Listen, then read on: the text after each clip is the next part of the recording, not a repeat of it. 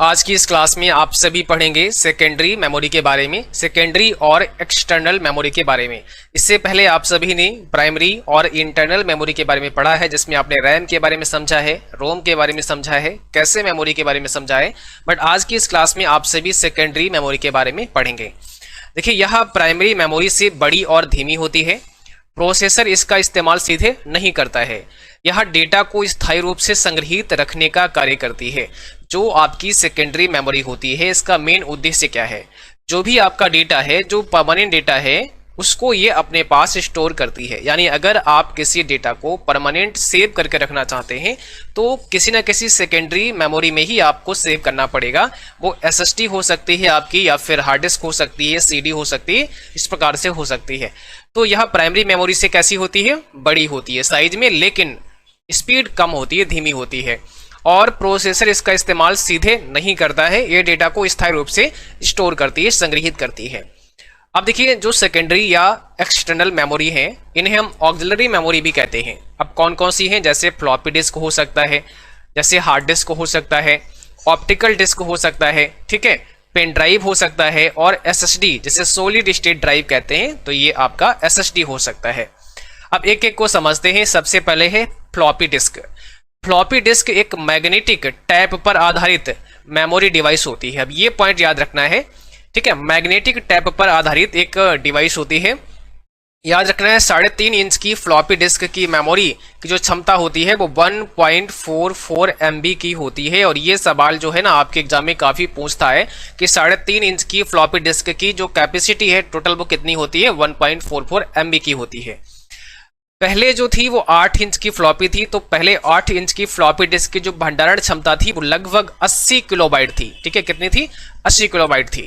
ये भी आपको ध्यान रखना है। और इससे जो इन्वेंट किया गया है IBM के द्वारा 1986 में, ठीक है। यानी फ्लॉपी डिस्क को 1986 में IBM के द्वारा डेवलप किया गया है। और यहाँ पर इसका इमेज आप देख सकते हैं, ये आपका एक फ्लॉपी डिस्क है। अब अगला जो पॉइंट है आपका वो है हार्ड डिस्क। आप सभी हार्ड डिस्क से परिचित होंगे। जो हार्ड डिस्क होता है, तो हार्ड डिस्क एक मैग्नेटिक डिवाइस होती है जो बड़ी मात्रा में डेटा स्टोर कर सकती है या कर सकता है। जो हार्ड डिस्क होता है वह एक मैग्नेटिक डिवाइस होती है, मैग्नेटिक स्टोरेज डिवाइस होती है, जहां पर डेटा हम होल्ड कर सकते हैं। जो हार्ड डिस्क आपकी होती है आमतौर पर 2 प्रकार की होती है। 2 प्रकार का मतलब यह है कि एक आपकी इंटरनल होती है और दूसरा आपकी एक्सटर्नल, या फिर इसे पोर्टेबल कह सकते हैं। देखो, वैसे तो जो हार्ड डिस्क है आपका, CD रोम है आपका, या फिर SSD है आपका, ये सब एक्सटर्नल स्टोरेज डिवाइस होती हैं। यानी इंटरनल में नहीं आती हैं, ये सब एक्सटर्नल में आती हैं, ये सब बाहरी मेमोरी हैं। बट जब हम हार्ड डिस्क को पढ़ते हैं तो हार्ड डिस्क एक आपकी होती है जो आपके कंप्यूटर में जो कैबिनेट होता है ना, उसके अंदर लगाया जाता है, ठीक है। जहां पे मदरबोर्ड लगा होता है, वहीं पर कैबिनेट में हम क्या कर देते हैं? हार्ड डिस्क को भी लगा देते हैं। तो उस हार्ड डिस्क को इंटरनल बोल देते हैं। बट एक हार्ड डिस्क और आती है जो एक्सटर्नल या पोर्टेबल होती है। अभी आगे हम दिखाएंगे। तो उसको क्या है, उस पोर्टेबल हार्ड डिस्क को हम बाई USB यानी USB के थ्रू कनेक्ट कर लेते हैं और उसको लेकर के भी जा सकते हैं। जैसे आप अपने ऑफिस से अपने घर पर गए तो उस हार्ड डिस्क को आप लेकर जा सकते हैं। और जो आपके कंप्यूटर में लगा है तो उसको बार बार थोड़ी आप निकालोगे, हालांकि वो भी आपका एक्सटर्नल ही है, लेकिन उसको बार बार आप नहीं ओपन करोगे, नहीं खोलोगे उसको बार बार। तो एक अलग से पोर्टेबल हम हार्ड डिस्क ले सकते हैं, जिसको हम ले जा सकते हैं अपने ऑफिस में या अपने घर पे, ठीक है। तो यहाँ इंटरनल और एक्सटर्नल ये 2 टाइप बन गए हैं जब हम हार्ड डिस्क को केवल पढ़ते हैं, तब की ये बात है। पहली हार्ड डिस्क ड्राइव कंप्यूटिंग में इतने सारे नवाचारों की तरह रेनॉल्ड वी जॉनसन द्वारा 1956 में IBM से आई थी। यानी पहली जो हार्ड डिस्क थी वो 1956 में, ठीक है, रेनॉल्ड बी जॉनसन के द्वारा बनाई गई थी। इसे IBM मॉडल 350 डिस्क फाइल कहा जाता है। इसका नाम याद रखना है। इसका नाम क्या था? It was called the IBM model 350 disk file and was a huge device, ठीक है। It had 50 to 24 inch disk content inside a cabinet that was large as a cupboard and anything but light weight. देखो यहाँ पर क्या है, इसमें एक cabinet के अंदर 50 से 24 इंच के डिस्क थे जो एक अलमारी जितना बड़ा था। यानी ये काफी बड़े साइज में थी, जो 1956 में IBM के द्वारा हार्ड डिस्क आई थी, जिसका नाम रखा गया model 350, IBM model 350 disk file, इसका ये नाम था। तो याद रखना है, ठीक है। अब देखो यहाँ पर हार्ड डिस्क दिखाया गया है आप सबके लिए। ये हार्ड डिस्क आपकी है, आमतौर पर हम अपने सिस्टम में इस्तेमाल करते हैं इस हार्ड डिस्क का। और यहाँ पर आप देख सकते हैं ये आपकी पोर्टेबल हार्ड डिस्क है। इसको यूएसबी के थ्रू हम कनेक्ट कर सकते हैं और इसको कहीं भी ले जा सकते हैं। ठीक है, हार्ड डिस्क को अगर हम थोड़ा और डीप समझें तो यहाँ पर इस हार्ड डिस्क को जब आप ओपन करते हैं तो अंदर क्या होगा, अंदर इस प्रकार से कुछ आपको दिखाई देगा। यहाँ पर ये जो है आपका स्पैंडल होता है, यहाँ पर ये क्या करता है, मूव करता है, ये ना मूव करता है स्पैंडल आपका। ये आपकी डिस्क होती है, इस डिस्क पर ये सेव्ड फाइल होती है, जो भी डेटा होता है इस प्रकार से सेव होता है। और ये एक्चुएटर होता है, यहाँ पर आप देख रहे हैं ना ये वाला, ये सब एक्चुएटर है। और ये जो होता है आगे यहाँ पर ये रीड राइट हेड होता है, ये आपका क्या होता है, रीड राइट हेड होता है।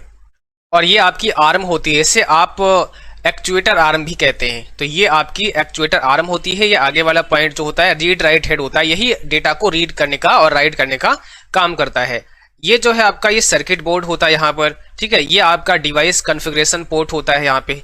ये आपका डेटा केबल पोर्ट होता है, यहाँ से डेटा केबल आप यूज करते हैं। और ये आपका जो होता है पावर पोर्ट होता है, यहाँ से पावर सप्लाई की जाती है आपकी इस हार्ड डिस्क के लिए। तो ये तो पूरा हार्ड डिस्क के अंदर की कुछ कहानी है, थोड़ा सा याद रखना है इसमें क्या क्या चीजें कहाँ पर होती हैं।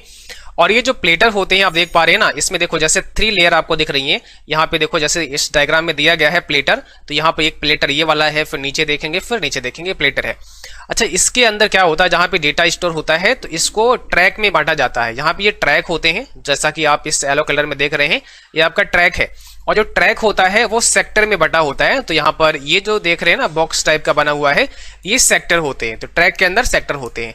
तो जो प्लेटर होता है आपका, ठीक है, उसके ऊपर एक सरफेस पूरा होता है, और जो सरफेस होता है वो ट्रैक में विभाजित होता है। ट्रैक को सेक्टर में बांटा जाता है, और सेक्टर के अंदर क्या होता है, डेटा हम स्टोर करते हैं, यानी डेटा स्टोर किया जाता है। तो इस प्रकार से आपका हार्ड डिस्क होता है।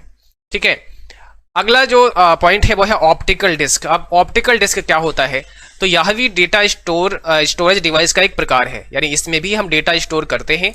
ऑप्टिकल डिवाइस जो है वो निम्न प्रकार की होती हैं, जैसे CD रोम, जिसे compact disc read only memory कहा जाता है। दूसरा है CDR, जिसे कॉम्पैक्ट डिस्क रिकॉर्डेबल कहा जाता है। CDRW, जिसे कॉम्पैक्ट डिस्क रीराइटेबल कहा जाता है। DVD, जिसे डिजिटल वीडियो डिस्क और वर्सेटाइल डिस्क कहा जाता है। CD, जिसे कॉम्पैक्ट डिस्क कहा जाता है। तो ये जो सब आप देख रहे हैं यहाँ पर, ये सब आपकी ऑप्टिकल डिस्क हैं। ध्यान रखना है, ये सब CD की तरह दिखती हैं। जैसे आप देख रहे हैं ना यहाँ पर, ये एक प्रकार का CD है, ये एक ऑप्टिकल डिस्क है। ये CD हो सकता है, DVD हो सकता है, इस प्रकार की ये ऑप्टिकल डिस्क आपकी हो सकती है। ठीक है, यहाँ पर अगला जो पॉइंट है आपका वो है पेन ड्राइव का। अब जो पेन ड्राइव होता है, यह एक electronic volatile computer storage device होती है। कैसी होती है, electronic volatile computer storage device होती है। यहाँ देखो वोलेटाइल यूज किया गया है, तो इसका मतलब हुआ कि यहाँ पर जो भी डेटा स्टोर किया जाता है वो परमानेंट होता है। यहाँ हार्ड डिस्क भी वोलेटाइल होती है, SSD भी वोलेटाइल होती है, और आपका जो CD है ये भी वोलेटाइल होती है। ठीक है, चाहे वो पेन ड्राइव क्यों ना हो। तो इसे USB, यहाँ पर क्या होगा USB, इसे USB थंब ड्राइव अथवा फ्लैश ड्राइव भी कहा जाता है। इसे हम, यानी जो पेन ड्राइव होता है उसे हम USB थंब ड्राइव या फिर फ्लैश ड्राइव के नाम से भी जानते हैं। यह एक पोर्टेबल डिवाइस होती है, जिसे किसी भी कंप्यूटर में USB पोर्ट के माध्यम से जोड़ सकते हैं। यह एक प्लग एंड प्ले डिवाइस है। बस आपको पेन ड्राइव को सीधे प्लग करना है और अपना काम करना है। आप किसी भी सिस्टम में बिना समय गंवाए तुरंत इस्तेमाल कर सकते हैं। इसमें टाइम नहीं लगता है, कोई इंस्टॉलेशन नहीं करना होता है, बस सीधे आपको कनेक्ट करना है और अपना काम कर सकते हैं। तो ये आपके सामने पेन ड्राइव है। ठीक है, अगला जो पॉइंट है वो है आपका SSD, जिसे कहते हैं सॉलिड स्टेट ड्राइव। अब SSD जो होती है, इसको नाम सॉलिड स्टेट ड्राइव क्यों मिला, तो SSD को नाम मिला सॉलिड स्टेट बिकॉज उसके पास कोई मूविंग पार्ट नहीं है। क्योंकि ये सॉलिड स्टेट है, इसमें कोई मूविंग पार्ट नहीं है। जैसे आपने हार्ड डिस्क में देखा जो उसमें मूव करता है, घूमता है, बट यहाँ पे ऐसा कुछ नहीं है। SSD में सभी डेटा को एकीकृत परिपथों से संग्रहित किया जाता है। इसमें IC के NAND गेट का इस्तेमाल होता है। यह एक सेमीकंडक्टर या इलेक्ट्रिकल स्टोरेज डिवाइस होती है। यानी जो SSD होती है, इसमें जो भी डेटा होता है वो ICs के अंदर स्टोर होता है, इंटीग्रेटेड सर्किट के अंदर स्टोर होता है। और इसमें जो IC होती है ना, उसमें NAND गेट का इस्तेमाल होता है। यह एक सेमीकंडक्टर या इलेक्ट्रिकल स्टोरेज डिवाइस होती है। आप इसे इलेक्ट्रिकल स्टोरेज डिवाइस बोल सकते हैं। ये आपका SSD है, सेम जैसे हार्ड डिस्क होता है वैसे ही होता है, लेकिन क्या है ना, इसमें मूविंग पार्ट नहीं होता है, अंदर कोई CD टाइप का नहीं होता है इसमें। ठीक है, तो इसमें जो IC होती है उन्हीं के अंदर डेटा को स्टोर किया जाता है। तो यहाँ पर देख सकते हैं ये आपकी SSD। और ध्यान रखना है, ये जो है ना आपके हार्ड डिस्क से फास्ट होती है।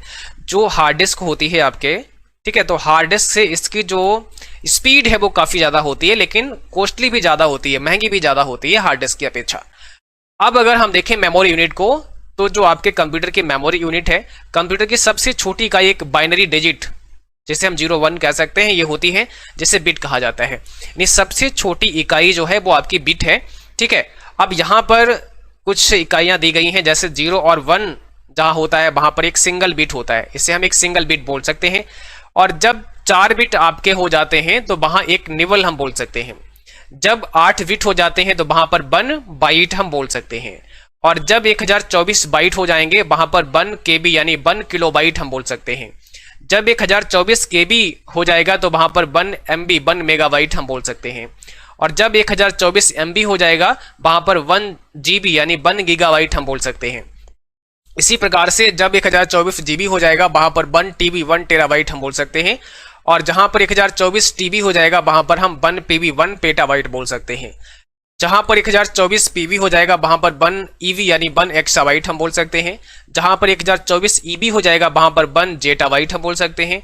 जहां पर 1024 जेडवी हो जाएगा वहां पर 1 बाईबी यानी 1 योटाबाइट हम बोल सकते हैं। जहां पर 1024 बाईबी हो जाएगा वहां पर 1 ब्रोंटोबाइट हम बोल सकते हैं।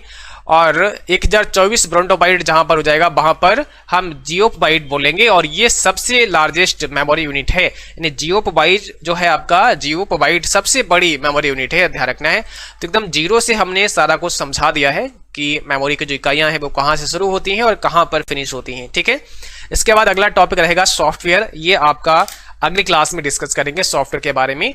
तो आज की क्लास में जो भी आपने पढ़ा है अभी इसका पीडीएफ ही आ जाएगा, उसको बैठ करके आराम से पढ़ सकते हैं। और इससे पहले कि जो भी क्लास हमने कराए हैं उनको बहुत अच्छे से समझना है, सारी चीज़ों को एक तरफ से क्लियर करके चलना है, ताकि जो सिलेबस आपका है वो अच्छे से तैयार हो जाए और यहाँ से अगर कोई भी सवाल बनता है आपके एग्जाम में तो उसे आप आसानी से कर पाएं। चलिए आज के लिए बस इतना ही, मिलेंगे फिर अगली क्लास में, तब तक के लिए जय हिंद, बाय बाय।